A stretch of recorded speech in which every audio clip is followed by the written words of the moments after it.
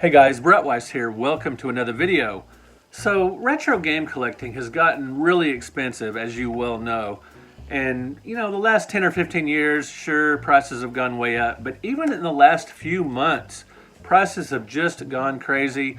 And I've seen some videos about this topic where people are getting out of the retro game collecting business.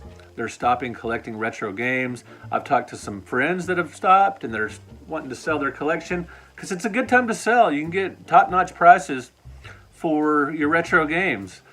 I'm not selling my collection anytime soon, and I thought I would give you guys 5 cheap Super Nintendo games that you should add to your collection.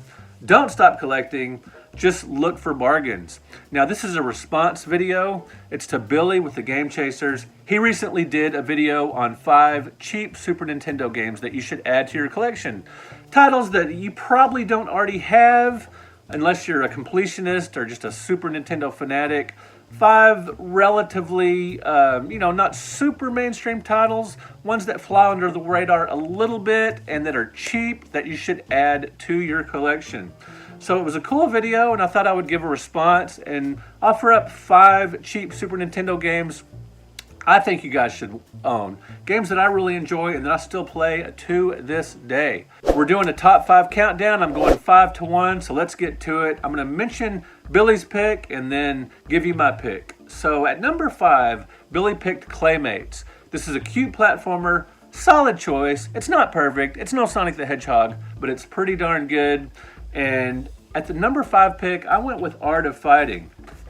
This is a really cool fighting game in the tradition of Mortal Kombat and Street Fighter 2. So if you've had your fill of those games and you want something similar but with different strategies, just something that will appeal to fighting game fans of these, huge IPs like Street Fighter, like Mortal Kombat, but something a little different, check out Art of Fighting. Now you can get a cartridge only for just $10.25 or so.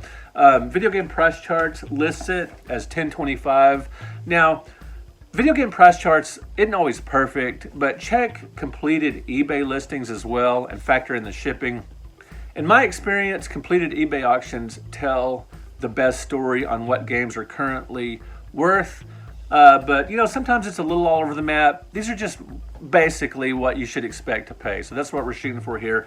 I have boxed copies of these games because I bought them a long time ago when they were much cheaper than they are now. But the prices I'll be giving you guys are for cartridge only. After all you really need is the cartridge so you can play the game. Now, Art of Fighting is a port of the SNK arcade game that you could also play at home on the awesome Neo Geo console. Now, it's not a perfect port as you might expect, although it keeps everything that's important intact. Now, there are some technical downgrades, like the fighters don't get cuts or bruises that you could see, but it does keep everything that you really want the game to have, like the spirit gauge that the game is known for. Your special moves will deplete the spirit gauge. This is just one of the many factors of Art of Fighting, or one of several factors, I should say, that makes it, stand out a little bit from Street Fighter and Mortal Kombat. So check out Art of Fighting, and you should be able to get a copy for only about $10 or so. It's awesome. Next, number 4, Billy chose Toddlers. Now this is a weird title, Toddlers, right? It sounds like toddlers. It's a Lemmings clone, and I enjoyed the action puzzle Lemmings back in the day. Good choice by Billy to pick Toddlers, which is essentially a Lemmings clone. For my number 4 pick, I'm going with Arkanoid Do It Again. Now you can find Arkanoid Do It Again cartridge only for roughly about $20. Video game price charts has it at $19.19. It is the sequel to Arkanoid and Arkanoid Revenge of Dough. Revenge of Dough. How do you say it? Arkanoid Do It Again? That doesn't make sense. It's Do It Again. But then Arkanoid Revenge of Dough? That sounds weird. DOH. Somebody tell me how to say this game. I don't know. Anyway, it's a great game inspired by Breakout. And, the Arkanoid series is inspired by Breakout. It takes that great, classic ball and paddle genre that I love so very much. And I know a lot of you guys like that genre as well. Breakout in the arcades, I discovered in 1976. I was 9 years old and I've loved the genre ever since, and I played a lot of games that were inspired by it, and the Arkanoid series is probably at the top of the list of Breakout inspired games. And Arkanoid Do It Again, it definitely Trump's breakout with so many features like the other Arkanoid games with power-ups. Very cool. Arkanoid Do It Again has power-ups like 8 balls, where 8 different balls are going all over the screen. A wider ship. Your paddle basically is wider, so the ball can't get past you as easily. Warp gates, where you can warp to future levels. And lasers. It's so cool to have lasers in Arkanoid Do It Again. Like in Arkanoid, it basically turns the game into a shooter, a fixed screen shooter temporarily. Super awesome. There are indestructible gold blocks. Now there's no rotary controls with Arkanoid Do It Again, unfortunately, because they didn't produce a special controller for the Super Nintendo like with Arkanoid for the NES. There's a special rotary controller that comes with Arkanoid for the NES that's not present on the Super Nintendo, but it does work pretty well with the SNES mouse.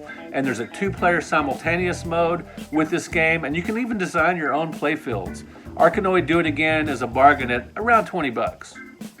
Next up at number 3, Billy chose Rival Turf, which is a cool beat 'em up similar to Double Dragon, Streets of Rage, that kind of game.